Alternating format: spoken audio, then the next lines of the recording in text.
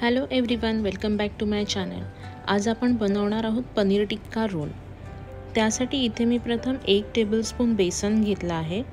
त्यामध्ये मी 1 tablespoon olive oil टाकणार आहे। तुमच्याकडे ऑलिव्ह ऑइल नसेल तर तुम्ही नॉर्मल आपलं जे घरी वापरतो ते तेल वापरू शकतात किंवा मस्टर्ड ऑइल टाकलं तरी चालेल। इथे बेसन मी बाइंडिंगसाठी यूज केलं आहे आणि बेसन आपण थोडं गोल्डन ब्राउन होईपर्यंत आपल्याला ते भाजून घ्यायचं आहे। बेसन भाजून झालेलं आहे। आता मी गॅस बंद करणार आहे। गॅस बंद केला तरीही ते थोडं लालसर होतं कारण भांडं गरम असतं त्यामुळे, तर ते आपण कंटिन्यू स्टर करत राहायचं आहे। आता ह्यामध्ये मी अर्धा टीस्पून धणाजिरा पावडर टाकणार आहे। त्यानंतर आता मी त्यामध्ये अर्धा टीस्पून काळं मीठ टाकणार आहे, अर्धा टीस्पून गरम मसाला, अर्धा टीस्पून कसुरी मेथी घ्यायची आहे। ती अशी मी हातावर घेऊन पहिले चुरडून टाकली आहे, म्हणजे त्याचा स्वाद चांगला येतो। आता त्यात 1 टीस्पून चाट मसाला टाकणार आहे। हे मसाले टाकले आहेत मी, पण आपला गॅस बंद आहे। आता आपण सर्व मसाले मिक्स करून घेऊया, म्हणजे आपला पॅन पण थोडा थंड होईल। मग आपल्याला दही ॲड करायचं आहे। हे जे आपण पनीर टिक्क्यासाठी जे स्टफिंग बनवतो आहे त्यात साधारण 8 ते 9 रोल तुम्ही बनवू शकता। सर्व मसाले आपण चांगले मिक्स करून घ्यायचे आहेत। हे सर्व मसाले मिक्स करेपर्यंत आणि आपला पॅन थंड होईपर्यंत जे व्हेजिटेबल्स मी पुढे दाखवणार आहे ते तुम्ही कटिंग करू शकता, म्हणजे पॅनही थंड होईल। आता माझे सर्व व्हेजीस कट झाले आहेत आणि पॅनही थंड झाला आहे। इथे मी एक मोठी सिमला मिरची कट केलेली आहे, स्क्वेअरमध्ये सर्व कट करायचं आहे।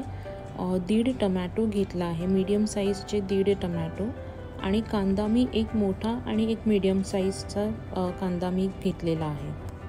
हे सर्व टाकून झाल्यानंतर ॲक्च्युली दही आधीच टाकायचं होतं, पण माझं राहिलं आहे, पण काही प्रॉब्लेम नाही आहे। हे सगळं टाकल्यानंतर एका साईडला मी 5 टेबलस्पून दही टाकलं आहे। या दह्यासाठीच आपण पॅन थंड केला होता, कारण गरम पॅनमध्ये जर दही टाकलं असतं तर दही स्प्लिट झालं असतं, म्हणजे फुटलं असतं। आता हे एकदा आपण सर्व मिक्स करून घेऊया। नंतर आपल्याला लाल तिखट मिक्स करायचं आहे। लाल तिखट म्हणजे आपण इथे रेड काश्मीरी चिली पावडर जी असते ती टाकणार आहोत। काश्मीरी मिरची पावडर मी इथे 1.5 टीस्पून टाकणार आहे। आता सर्व मसाले आपले टाकून झालेले आहेत। आता हे सर्व आपण चांगलं एकजीव होईपर्यंत मिक्स करायचं आहे। आता त्यामध्ये मी 250 ग्रॅम मलाई पनीर टाकणार आहे। पनीरचे तुकडे तुम्हाला जसे पाहिजे छोटे किंवा मोठे तसे ठेवू शकता। पनीर टाकल्यावरही सर्व एकदा व्यवस्थित मिक्स करून घ्यायचं आहे आणि गॅस थोडा मोठा ठेवून आपण हे चांगलं व्यवस्थित परतून घ्यायचं आहे। थोडं सुकं होईपर्यंत आपल्याला ते परतायचं आहे। हे परततानाही थोडं हळू परतायचं आहे, नाहीतर पनीरचे तुकडे होऊन जातील। आता त्यामध्ये मी चवीपुरता मीठ टाकणार आहे। आपण ऑलरेडी चाट मसाला टाकलेला आहे, त्यामुळे आपल्याला मीठ थोडं इथे कमी टाकायचं आहे।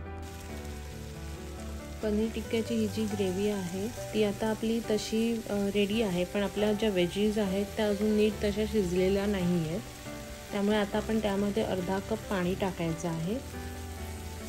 अर्धा कप पाणी टाकून ते पाणी पूर्ण आटेपर्यंत आपल्याला ते गॅसवरतीच ठेवायचं आहे।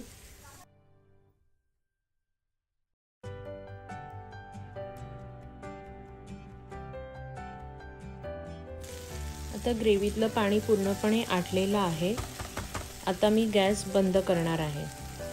पनीर टिक्का ग्रेव्ही आपली रेडी आहे। इथे मी हे रोल बनवण्यासाठी आपल्या घरातल्या ज्या चपात्या असतात बनवलेल्या ते यूज करणार आहे। चपातीला लावण्यासाठी इथे मी 1 टेबलस्पून मेयोनीजमध्ये अर्धा tablespoon tomato chilli sauce mix करून घेतला आहे। ते मी पहिले चपातीला स्प्रेड करून घेणार आहे।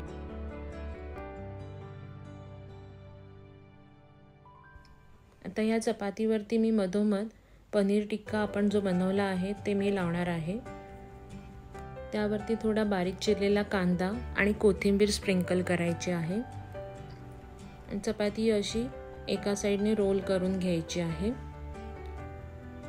जर तुम्हाला मेयोनीज नसेल यूज करायचं तर तुम्ही डायरेक्ट चपातीमध्ये पनीर टाकून तुम्ही रोल देऊ शकता। मुलांच्या टिफिनसाठी वगैरे खूप छान हा स्नॅक्स आयटम आहे। तर आजचा हा व्हिडिओ आवडला असेल तर नक्की लाईक शेअर करा आणि चॅनलला सबस्क्राईब करायला विसरू नका। Thanks for watching.